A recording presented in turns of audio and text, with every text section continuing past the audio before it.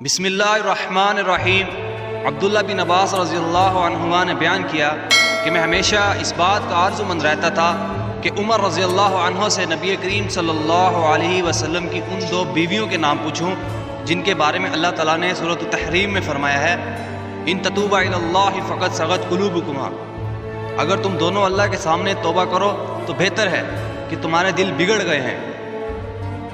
फिर मैं उनके साथ हज को गया। उमर रज़ी अल्लाह अन्हु रास्ते से क़ज़ाए हाजत के लिए हटे तो मैं भी उनके साथ पानी का एक छागल लेकर गया।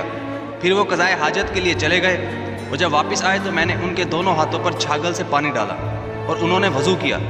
फिर मैंने पूछा, या अमीरुल मोमिनीन, नबी करीम सल्लल्लाहु अलैहि वसल्लम की बीवियों में वो दो ख़वातीन कौन सी हैं जिनके मुतालिक अल्लाह ताला ने ये फरमाया कि इन ततूबा इलल्लाह, तुम दोनों अल्लाह के सामने तौबा करो।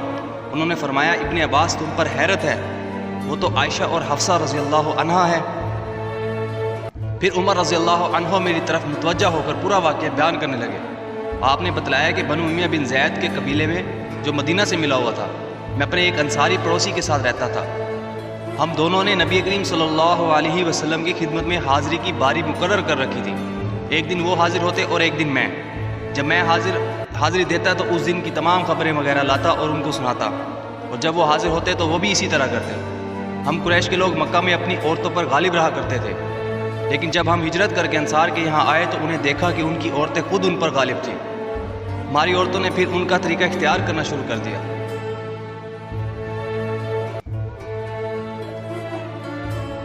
मैंने एक दिन अपनी बीवी को डांटा तो उन्होंने भी उसी का जवाब दिया। उनका ये जवाब मुझे नागवार मालूम हुआ, लेकिन उन्होंने कहा कि मैं अगर जवाब देती हूँ तो तुम्हें नागवारी क्यों होती है? कसम अल्लाह की, नबी करीम सल्लल्लाहु अलैहि वसल्लम की इज़वाज तक आपको जवाब दे देती हैं, और बाज़ बीवियाँ तो आपसे पूरे दिन और पूरी रात खफा रहती हैं। इस बात से मैं बहुत घबराया और मैंने कहा कि उनमें से जिसने भी ऐसा किया होगा वो बहुत बड़े नुकसान और खसारे में है।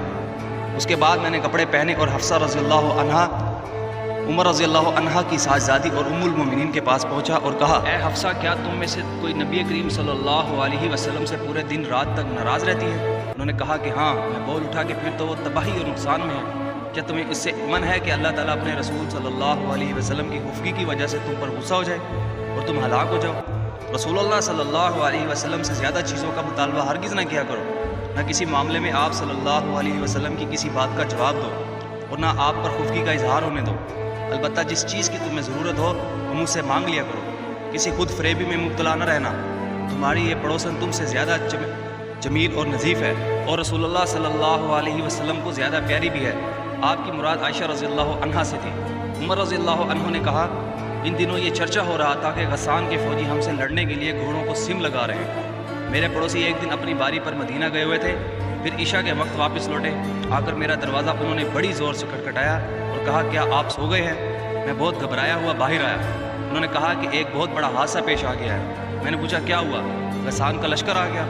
उन्होंने कहा, बल्कि उससे भी बड़ा और संगीन हादसा, वो ये कि रसूलुल्लाह सल्लल्लाहु अलैहि वसल्लम ने अपनी बीवियों को तलाक दे दी। ये सुनकर उमर रज़ी अल्लाह अन्हु ने फरमाया, हफ्सा तो तबाह व बर्बाद हो गई।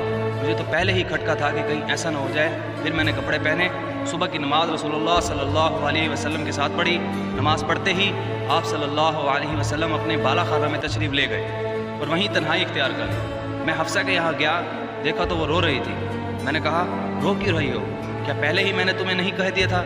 क्या रसूलुल्लाह सल्लल्लाहु अलैहि वसल्लम ने तुम सबको तलाक दे दी है?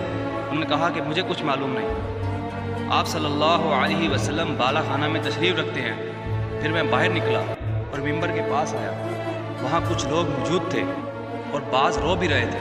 थोड़ी देर में तो मैं उनके साथ बैठा रहा, लेकिन मुझ पर रंज का गलबा हुआ और मैं बाला खाने के पास पहुँचा जिसमें आप सल्लल्लाहु अलैहि वसल्लम तशरीफ़ रखते थे। मैंने आप सल्लल्लाहु अलैहि वसल्लम के एक स्याह गुलाम से कहा कि नबी करीम सल्लल्लाहु अलैहि वसल्लम से कहो कि उमर इजाज़त चाहता है। वो गुलाम अंदर गया और आप सल्लल्लाहु अलैहि वसल्लम से गुफ्तगू करके वापस आया और कहा कि मैंने आपकी बात पहुंचा दी थी, लेकिन आप सल्लल्लाहु अलैहि वसल्लम खामोश हो गए। चुनाचे मैं वापस आकर उन्हीं लोगों के साथ बैठ गया जो मिंबर के पास मौजूद थे। फिर मुझ पर रंज गालिब आया और मैं दोबारा आया, लेकिन इस दफ़ा भी वही हुआ। फिर आकर उन्हीं लोगों में बैठ गया जो मिंबर के पास थे, लेकिन इस मरतबा फिर मुझसे नहीं रहा गया और मैंने गुलाम से आकर कहा कि उमर के लिए इजाज़त चाहो, लेकिन बात यूं की तू रही।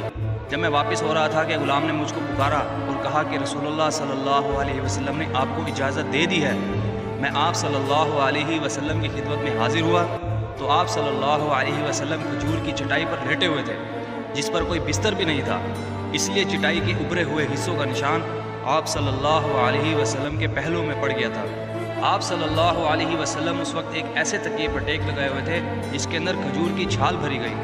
میں نے آپ صلی اللہ علیہ وسلم کو سلام کیا اور کھڑے ہی کھڑے عرض کی کہ کیا آپ نے اپنی بیویوں کو طلاق دے دی ہے؟ آپ صلی اللہ علیہ وسلم نے نگاہ میری طرف کر کے فرمایا کہ نہیں۔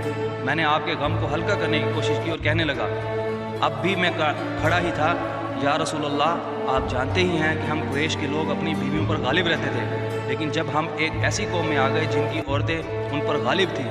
پھر عمر رضی اللہ عنہ نے تفصیل ذکر کی۔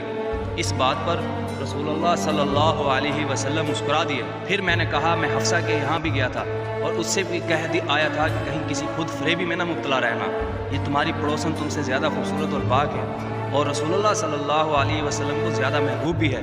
آپ عائشہ رضی اللہ عنہا کی طرف اشارہ کر رہے تھے۔ اس بات پر آپ صلی اللہ علیہ وسلم دوبارہ مسکرا دیے۔ جب میں نے آپ صلی اللہ علیہ وسلم کو مسکراتے دیکھا تو آپ صلی اللہ علیہ وسلم کے پاس بیٹھ گیا اور آپ کے گھر میں چاروں طرف دیکھنے لگا۔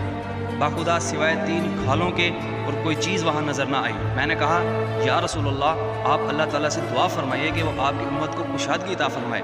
فارس اور روم کے لوگ تو پوری فراغی کے ساتھ رہتے ہیں، دنیا انہیں خوب ملی ہوئی ہے، حالانکہ وہ اللہ تعالیٰ کی عبادت بھی نہیں کرتے۔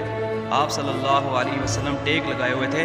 آپ صلی اللہ علیہ وسلم نے فرمایا، اے خطاب کے بیٹے، کیا تمہیں ابھی کوئی شبہ ہے کہ دنیا کی دولت کو اچھی سمجھتا ہے؟ یہ تو ایسے لوگ ہیں کہ ان کے اچھے اعمال جو وہ معاملات کی حد تک کرتے ہیں ان کی جزا اسی دنیا میں ان کو دے دی گئی ہے۔ یہ سن کر میں بول اٹھا، یا رسول اللہ میرے لیے اللہ سے مغفرت کی دعا کیجیے۔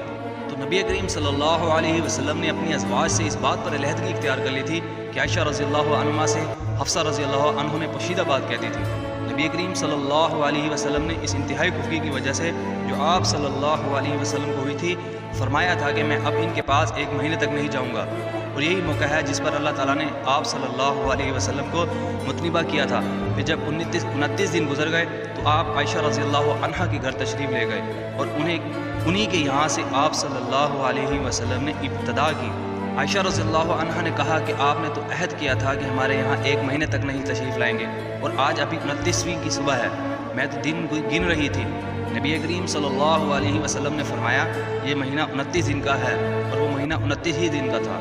عائشہ رضی اللہ عنہا نے بیان کیا کہ پھر وہ آیت نازل ہوئی جس میں ازواج النبی کو اختیار دیا گیا تھا، اس کی بھی ابتدا آپ صلی اللہ علیہ وسلم نے مجھ ہی سے کی اور فرمایا کہ میں تم سے ایک بات کہتا ہوں، اور یہ ضروری نہیں کہ جواب فوراً دو بلکہ اپنے والدین سے بھی مشورہ کر لو۔ عائشہ رضی اللہ عنہا نے بیان کیا کہ آپ کو یہ معلوم تھا کہ میرے ماں باپ کبھی آپ سے جدائی کا مشورہ نہیں دے سکتے۔ پھر آپ صلی اللہ علیہ وسلم نے فرمایا کہ اللہ تعالیٰ نے فرمایا ہے کہ اے نبی اپنی بیویوں سے کہہ دو۔ اللہ تعالیٰ کے قول و عزیمہ تک میں نے عرض کیا کیا اب اس معاملے میں بھی میں اپنے والدین سے مشورہ کرنے جاؤں گی؟ اس میں تو کسی شبہ کی گنجائش ہی نہیں ہے کہ میں اللہ اور اس کے رسول اور دار آخرت کو پسند کرتی ہوں۔ اس کے بعد آپ صلی اللہ علیہ وسلم نے اپنی دوسری بیویوں کو بھی اختیار دیا، اور انہوں نے بھی وہی جواب دیا جو عائشہ رضی اللہ عنہا نے دیا تھا۔